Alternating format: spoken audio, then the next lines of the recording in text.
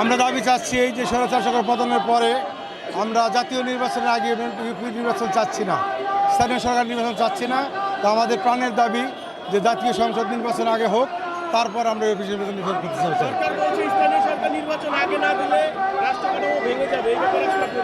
না, এটা আসলে সঠিক না।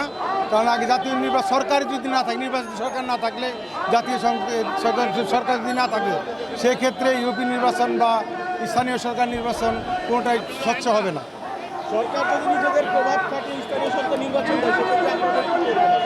না, চাইটা তো হতেই পারে না। কারণ স্থানীয় নির্বাচন তো আসলে জনপ্রতিনিধিত্ব হয় বাস পিপল থেকে, সেই ক্ষেত্রে এই ধরনের কোনো সম্ভাবনা নেই। গতকাল সেনাপ্রধান একটা বক্তব্য দিয়েছে, বিভিন্নভাবে হুঁশিয়ারি করেছে, বিভিন্ন নির্দেশনা দিয়েছে। এই ব্যাপারে আসলে না, এটা সুন্দর একটা কথা বলছে সে, দেশের স্বার্থে, জনগণের স্বার্থে। আমাদের যে জননেতা তারেক রহমান সাহেবেরও নির্দেশ এবং আমার নেতা খন্দকার আবু আশরাফ ভাইয়েরও নির্দেশ, আমাদের ঢাকা জেলার সভাপতি তারও নির্দেশ, কোনো সন্ত্রাস, চাঁদাবাজ বা কোনো অন্যায় কাজ করা যাবে না।